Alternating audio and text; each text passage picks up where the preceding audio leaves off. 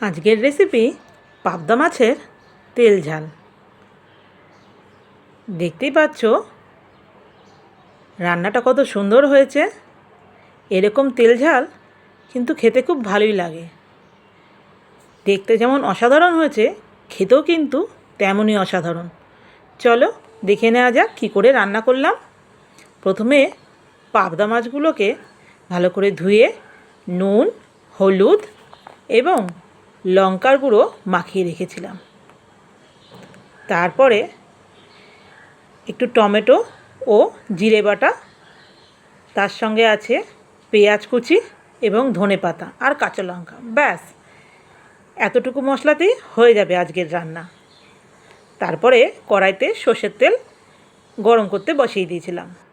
এরপরে এক এক করে মাছগুলোকে ভেজে নিয়েছিলাম। পাবদা মাছ কিন্তু খুব ফোটে, সেই জন্য একটু ঢাকনা চাপা দিয়েই মাছটা ভাজা করলে ভালো হয়। সাবধানে মাছটা ভাজা করতে হয়। এরপরে এক এক করে আমি সব মাছগুলো এরকমভাবেই ভেজে নিয়েছিলাম।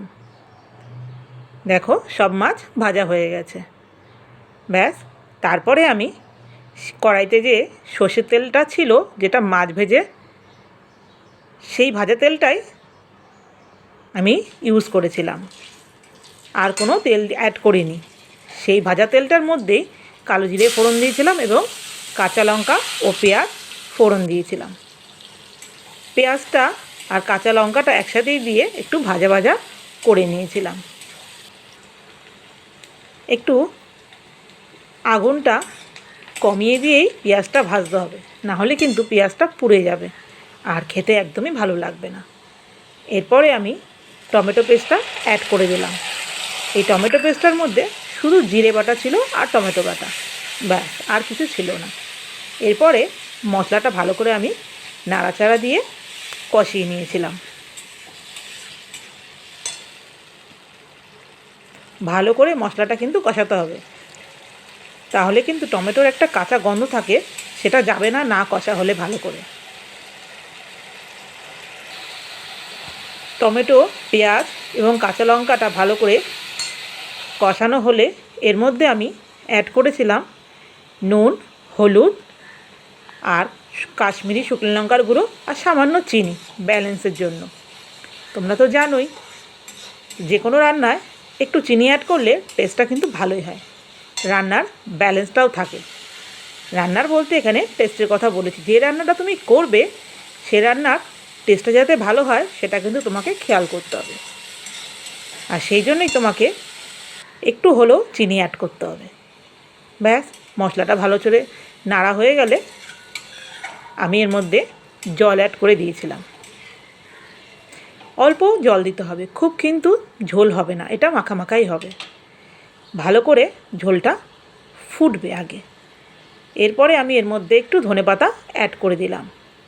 অনেকটা ধনেপাতাই নিয়েছিলাম আমি, প্রথমে একটু ধনেপাতা দিলাম এবং বাকিটা পরে অ্যাড করব। ঝোলটা ভালো করে ফুটে উঠলে এরপরে আমি এক এক করে মাছগুলোকে দিয়ে দেব।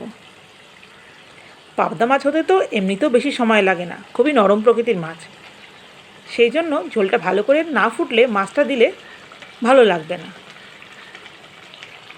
মাছগুলো দিয়ে ভালো করে ঝোলটা ফুটিয়ে নিতে হবে। ব্যাস হয়ে গেল।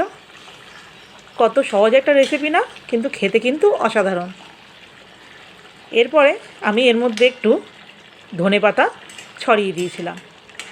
আগেই তো বলেছিলাম যে প্রথমে একটু আমি ধনেপাতা অ্যাড করেছি এবং নামানোর আগে একটু ধনেপাতা অ্যাড করে দেবো, আর একটু কাঁচা সর্ষের তেল ও একটু কাঁচা লঙ্কা ছড়িয়ে দিলাম। রেসিপিটি তোমাদের কেমন লাগলো অবশ্যই কিন্তু আমাকে জানিও, আর ভালো লাগলে অবশ্যই লাইক, কমেন্ট ও শেয়ার করে আমার পাশে থেকো। তাহলে আজকে আসি, দেখা হবে অন্য কোনো ভিডিওতে অন্য দিন।